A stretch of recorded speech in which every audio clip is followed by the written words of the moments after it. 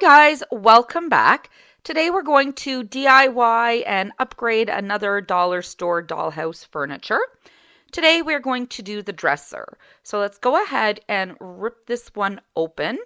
Again, this is just dollar store furniture. This one was $2 from Dollarama. And we will go ahead and get that out of the package. Now we're not going to use the primary color paints or the little paintbrush, so we'll just push those to the side. Now again, it is just their little wooden furniture.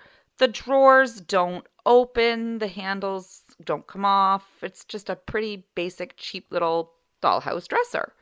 So the first thing we're going to do is decide on our colors. And I'm going to make this for a nursery. So I'm going to do a pink and white theme for it. And before I get started, I need to prep. So I'm going to sand off any of the rough edges. Now you can use a nail file like I'm doing, or you can use sandpaper. The most important thing is to get rid of as many little rough edges as possible. So we'll go ahead and sand that all down. Perfect. There we go. Get a little bit more in there. And now we're good to go. Let's move the dust off to the side. Okay, so let's get started with the paint. So the very first thing we're going to do is use our white acrylic paint, and we're going to paint the entire dresser white. It's good as a base coat, and I want to do the white and pink theme. So we'll pour some, sorry for my hands, into our little tray, and we're going to go ahead and give this a good coat of white paint. Because there is such a large surface for such a small piece of furniture, I'm going to use a big paintbrush. And we just want to make sure we evenly coat, I'm sorry for my hands, the entire thing. And again, this is just because you should be white coating or using a white base for everything you're painting. It makes the colors pop. That way you're painting your pinks or your blues or your purples on top of a clean surface instead of the two-tone of the wood or the paper or whatever it is you're painting. So we're going to go ahead and get everything on this painted. And then we're going to come back once it's dry and we're going to add the pink. The pink I have is Tutti Frutti, but we're going to tone that down and make it into a nice pastel pink. So let's go ahead and, get fuzzy. We're going to go ahead and get all of this painted, and make sure you get inside all the little cracks for the dividers of the drawers, as well as the top, bottom, back, and side. So we'll just go ahead. I am so sorry about my hands today, and we will get this whole thing painted. All right, that's looking good. And again, every little crevice, and you want it to be as even as you can. You can always do 2 coats or more if you need it, just to get it a nice solid color. Okay, get the bottoms. We got to get all the sides and edges. Perfect, little bit on that. And we are almost done. Okay. Perfect. Now that we have it all painted in white, we are going to go ahead and do the pink, because right now it looks pretty boring. So again, to mix our paint, because the only pink I had was Tutti Frutti pink, it's very, very bright, I'm going to start again with some more white paint, and I'm going to add just a little bit of the Tutti Frutti. I want to make this into still a bright pink, but more pastel so that it goes with the nursery theme. So we will go ahead and just, it looks like a heart. Let's go ahead and mix those together.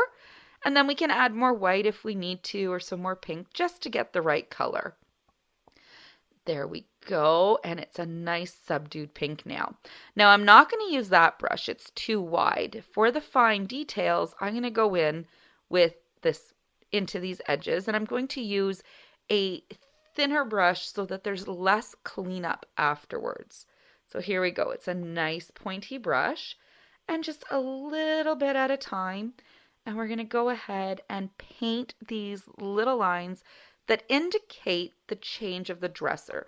So not only is this identifying the drawers, it's creating shadowing, which is absolutely perfect.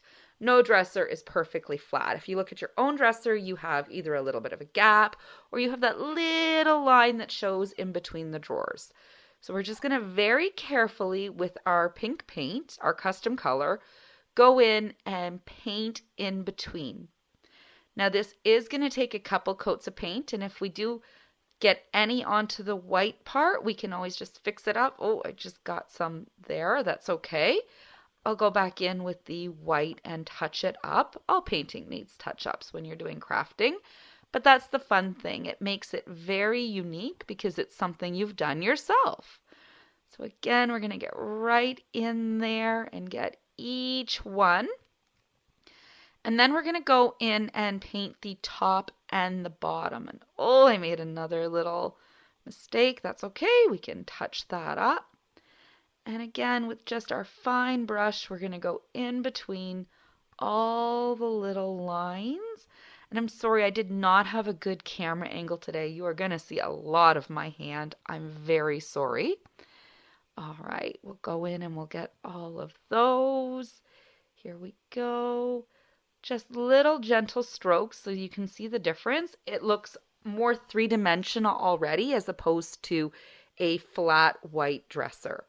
And then we're going to go ahead and paint the top with the wider brush and the bottom. So let's go ahead.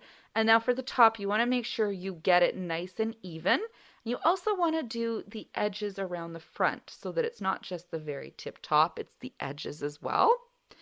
And from this angle, you can see I need to do a little more cleanup on those lines that are dividing the top three in the second dresser. So we'll go ahead and we'll fix those up afterwards as well. And let's get the edging. And you want to make sure you don't have any globs or bumps. So you want to just take nice, gentle strokes and cover it all up. And we're going to make sure we get all the sides and the bottom. If you wish, you can paint these in any color you like. Okay, there we go. So now that it's all dry and we have the top and the bottom, and I decided at the last minute, let's paint the handles pink as well. We're going to go and seal it and make it shiny. I was going to use some glossy Mod Podge, but I decided I wanted that really, really nice shine you can only get with clear nail polish. Again, it looks kind of yellow in the bottle, but it is clear. And we're going to go ahead and seal the entire thing.